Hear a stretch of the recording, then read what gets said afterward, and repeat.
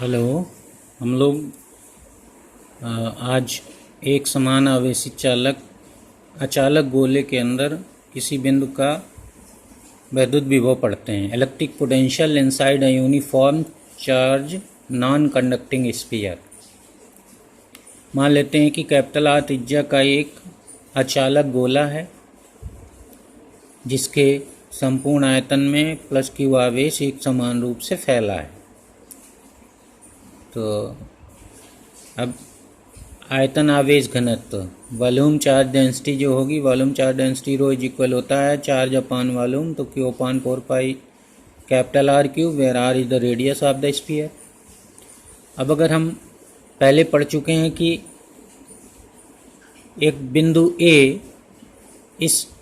गोले से बाहर लें तो उस बिंदु पर वैद्युत क्षेत्र की तीव्रता ई इज इक्वल होती 1/4 pi epsilon naught Q upon R square, क्योंकि इस बिंदु पर ये पूरे गोले का आवेश एक बिंदु आवेश की तरह कार्य करता है, इसलिए क्यू बटे आर स्क्वायर लिखते हैं। यदि हम बिंदु बी गोले के अंदर लें तो उस बिंदु पर वैद्युत क्षेत्र की तीव्रता होती है E dash is equal rho into R upon 3 epsilon naught, जहाँ पर रो ये आयतन आवेश घनत्व है, वॉल्यूम चार्ज डेंसिटी है। अब बिंदु बी पर जो गोले के अंदर है जिसकी केंद्र ओ से दूरी स्मॉल आर है पर वैद्युत विभव देखेंगे। तो बिंदु बी पर जो वैद्युत विभव होगा वो दो कारणों से होता है। एक तो इस आर त्रिज्या के ओ बी त्रिज्या के गोले के कारण, और दूसरा ये जो शेष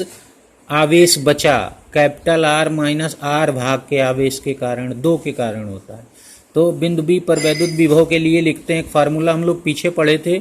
वैद्युत विभव और वैद्युत क्षेत्र की तीव्रता के बीच संबंध D V equal minus E D R, तो यहाँ पर दो होंगे तो डी वी इक्वल लिखा जाएगा माइनस ई डी आर। एक ये विभव, ये चूंकि ये पॉइंट हम अगर यहाँ पर मान लें वही आगे आएगा तो वो इस तरह भी लिखा जाता है, प्लस इसके अंदर का जो वैद्युत क्षेत्र की तीव्रता ई डैश है इंटू डी आर माइनस का रहेगा, क्योंकि formula minus E D are होता है। अब हम लोग कुल विभव भी निकालने के लिए समाकलन कर देंगे, तो ऑन इंटीग्रेशन, तो इसका इंटीग्रेशन हो जाएगा v और इसका इंटीग्रेशन हम लोग इनफाइनाइट टू a मीन्स ये स्मॉल, यहाँ पर हम लोग यहाँ तक करेंगे पोटेंशियल तक, infinite to capital R point A तक किया जाए। पॉइंट ए को हम सरफेस पर मान लेते हैं क्योंकि इस पर सरफेस का भी विभव होगा ना,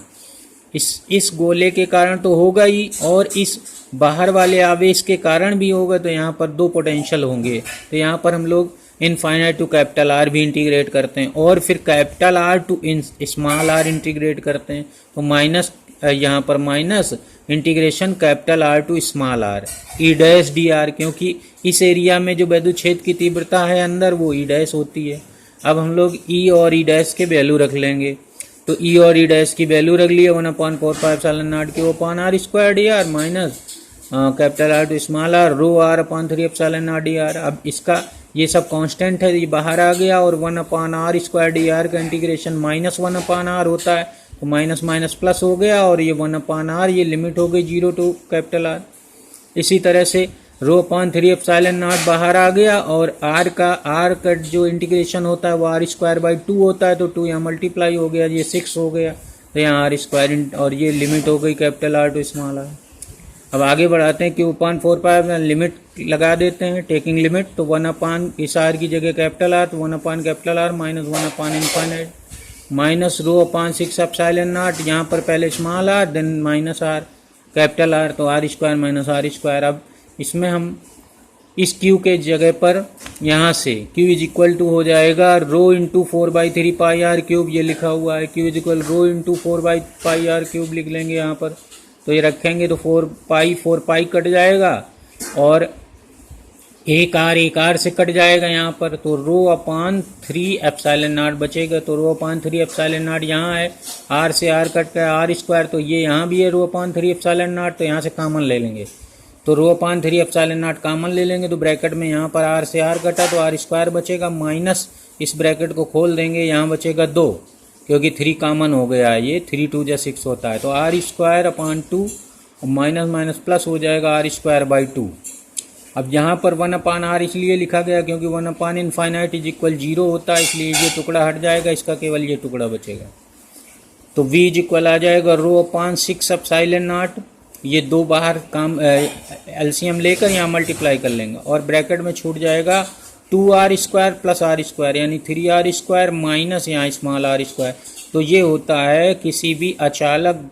एक समान आवेशित गोले के अंदर किसी बिंदु पर वैद्युत क्षेत्र की तीव्रता केंद्र से जिसकी दूरी स्मॉल r हो यानी small r less than capital R हो। अब यहाँ पर यदि हम rho is equal Q upon 4/3 pi r cube रख दें तो ये मिल जाएगा v इज इक्वल क्यू अपान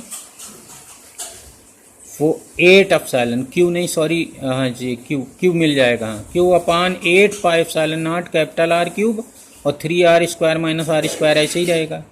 अब अगर हम r क्यूब को अंदर मल्टीप्लाई कर दें तो आ जाएगा Q upon 8 pi epsilon not 3 upon capital R minus r² upon capital R cube. तो ये होता है एक non conducting uniformly charge sphere के अंदर वैद्युत विभव।